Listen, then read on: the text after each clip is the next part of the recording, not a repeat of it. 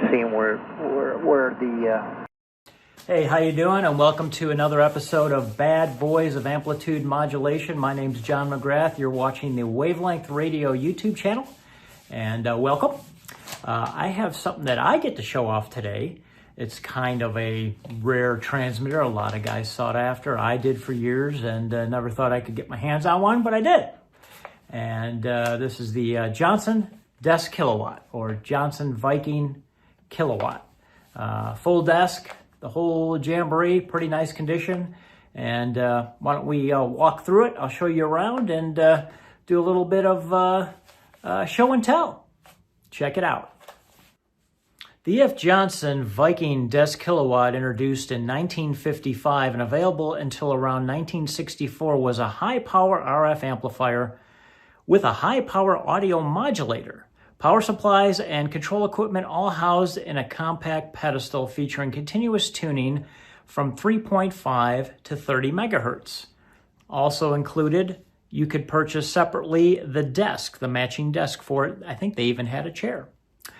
A total of 402 Johnson Viking Kilowatt transmitters were produced. It has been told that John Foster, after he left Collins, he was an engineer for them, worked for Johnson, and he worked on the desk and the 500. However, some people say that they're the same. They are not the same, except for most of the big iron inside of them. To the first owners of the transmitter, they got a bunch of service bulletins. A few were kits to improve the rig for operation in sideband mode, and further bulletins were sent explaining in more detail that how you should run the rig at max loading or damage may occur to certain parts.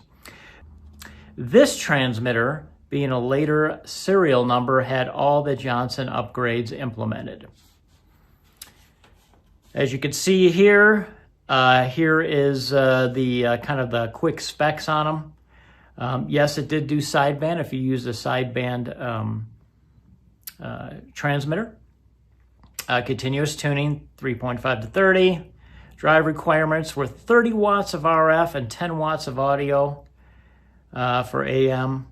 Sideband didn't take much to drive it to full juice.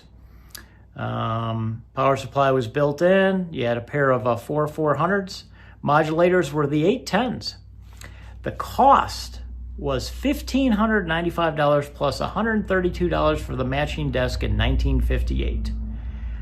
So let's pull out the pedestal and show you around a little bit. So here's the desk. I have a Ranger driving it. You have to make up a special cable from the octo plug in the Ranger and wire it up a special way according to the manual.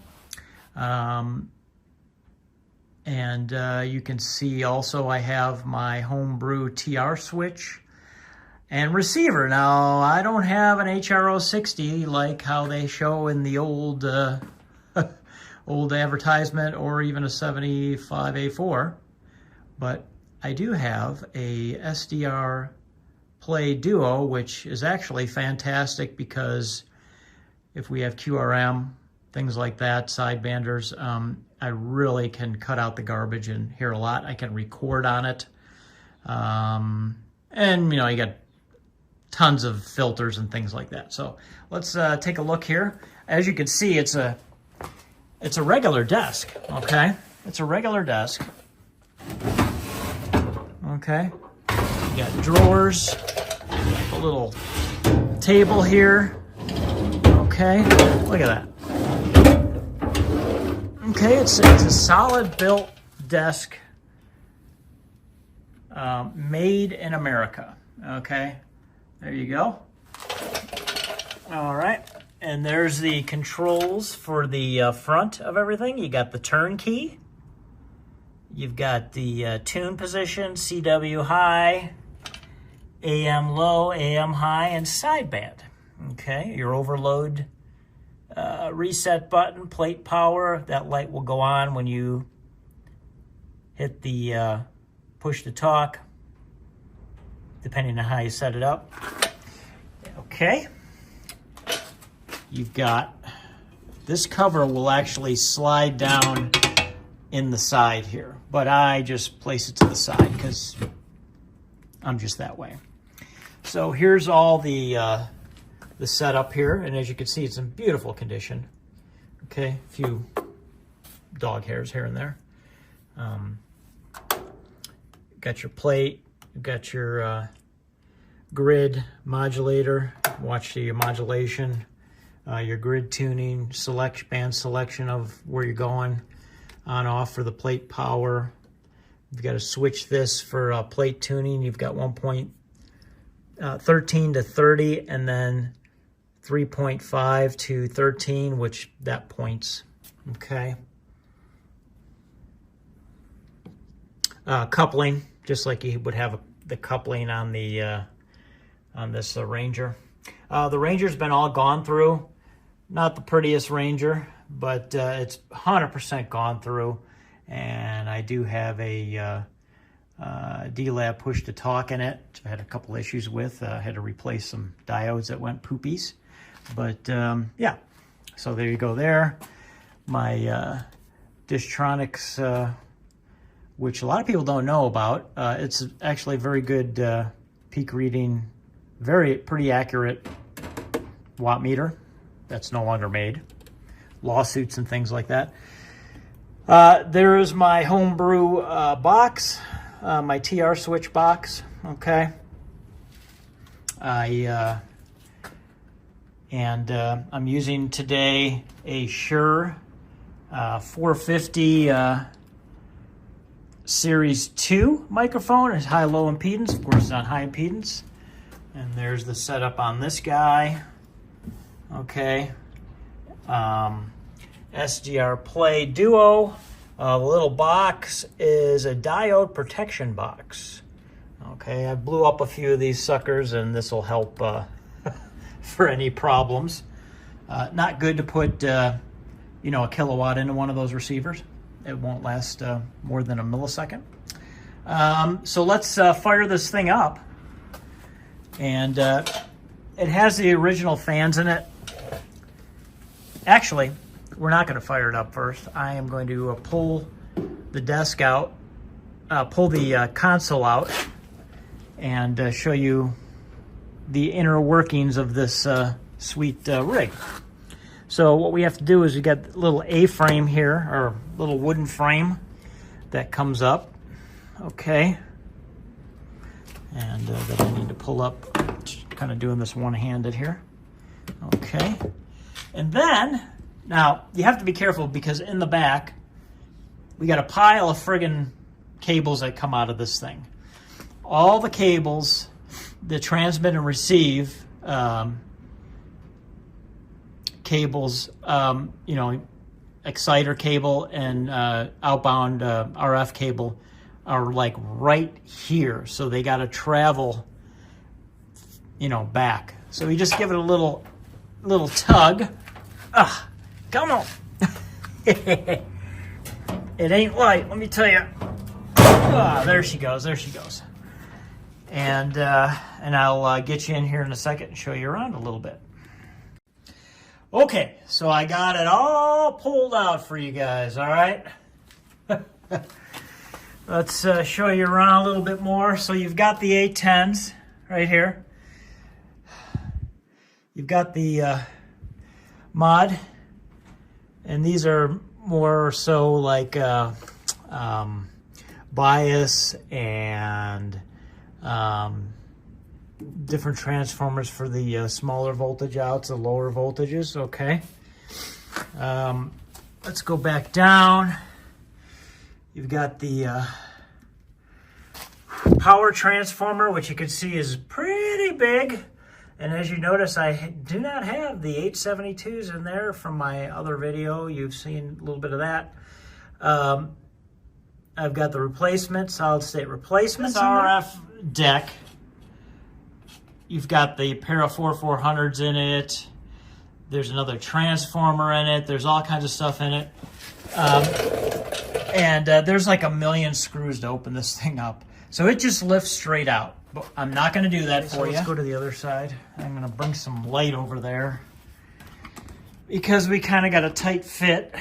All right. So I can get in here and show you guys what the heck is going on. Get a little light on here.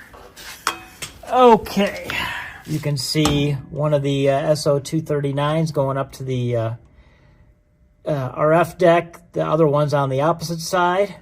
You can see the 150 type tubes. Those are mostly for sideband and biasing. To the left, actually, down below, you've got the three big power relays. The one on the left is high-low. The one in the middle is push-to-talk. And the one on the right is for the initial turn-on. Okay. You've got a big capacitor there. A little tight fit here, guys, but I wanted to show you what I could show you. Okay. There's the VT150s, OD3s. There's a big reactor, okay? And again, it's a pretty simple, setup for what it is. You can see the 872 replacements on the other side. Okay, see another fan over there. Let me get up front here and slide down. You can see the back in here. A little bit of surface rust on the top of that, but you can see the rails that this slides on, okay? And you can see the two pieces of coax on each side that has to run. So you got to kind of measure out your coax so you can slide the desk out without having to disconnect the coax up front there, okay? So that's essentially a quick look around without getting too techie on the whole thing. Yeah, that's about all I can say. This relay down here, this guy right here, this relay will switch the mod transformer in and out via the front selector switch. You got CW, AM, sideband, so you'll hear that tick, tick, tick, tick. It'll switch in and out. And this is usually the one that you'll get kind of, if you don't have things set up right, on the relay, the TR relay, because it's supposed to be fast on, slow off, you'll get arcs here. If you can see down here, I don't want to touch anything because I haven't shorted anything. You got to set your mod transformer for the arc. Well, you'll get arcing, but you got to set that. Oh, I forget what the number is, but we have it pretty darn close. I haven't had any arcing or anything like that. Okay. So that's the setup. Let me get it back together for you guys, and we'll fire it up.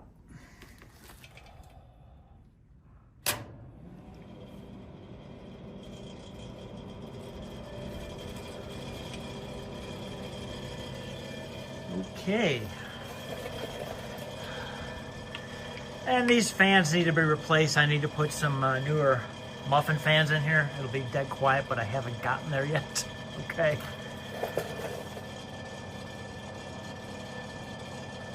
And we'll let things warm up. You plug in the exciter, the Ranger, to the transmitter. So I just always leave it on the phone position, fire it up, okay? Everything is tuned up for 7293 here on the West Coast, all right? You have to essentially tune up your Ranger according to the specifications that, well, you would probably tune up by yourself, but the manual gives you specs on where you should tune it up for, okay? And then you have to set up the kilowatt according to specs. And then, of course, from there, you tune up to max smoke, that sort of thing. Now, I am going to fire it up on, well, we'll just do high power first, okay? And I'll show you the watt meter and what it can do. And then, and the reason why I'm doing high power first, the high tap, is because I already have it tuned up for that. And We're going into the big old dummy load, and I'll show you how that goes. And then we'll do a low tap, okay, AM. I don't run this on CW. Honestly, from what I've heard, it's not a great CW rig. Maybe with all these mods in it, being that this is a later one, it would work okay, but yeah. And I don't run on sideband because I just use it for AM, okay? And it's a powerhouse. So let's put a little RF through it, and I'll show you what this thing does. All right. And when you go from high power to low power or vice versa, you do have to touch up the tuning. Okay. You don't want to go any more than 20 on the grid. Okay. And high power maximum is 495 loaded up here. And then I'll show you the modulation when we go there. But she's all tuned up, okay? Actually, what I'm gonna do is show you the pre. I'm gonna hit the microphone button, and it'll be probably a little higher at start. Okay, so what I need to do is bring that down a little bit to 20. I go just a little bit below that, all right? All right, and that means we're probably ready to go here. Okay, guys, so I'm gonna give you the low power first. Alrighty. So we'll show you what that looks like, because everybody always wants to know, what these things do. So low power AM. Here we go. There you can see.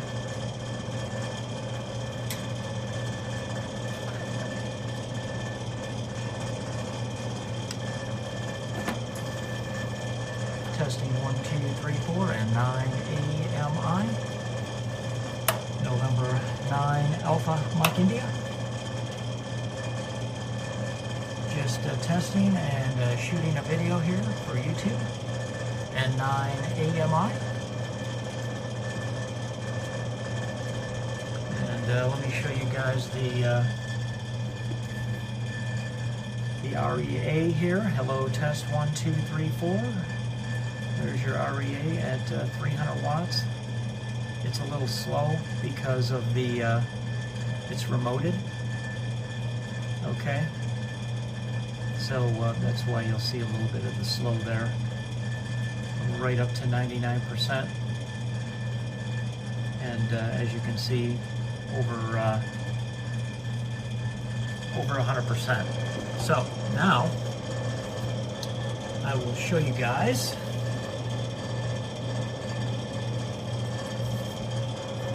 the setup here and 9 AMI testing. There's low power right there for you, okay? And there it is again, okay? So you can see everything. Now I'm going to tune up for high power, and I have to touch it a little bit to tune it up properly. So we'll get that going for you.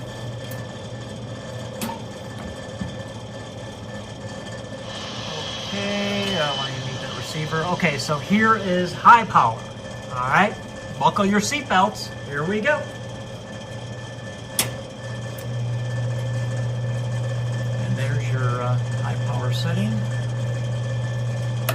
for the Johnson Desk Kilowatt. Test 1, 2, 3, 4, and 9 AMI.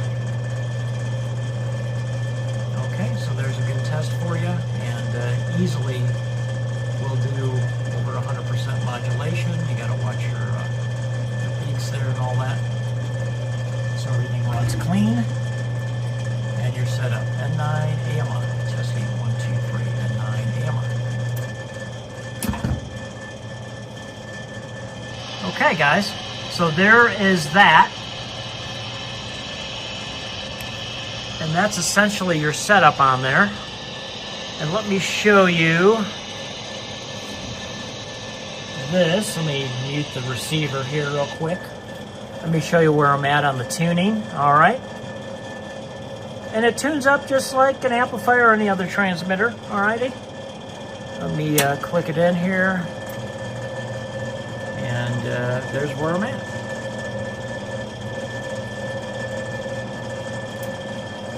Pretty much the spec. Oh, and I should show you down below.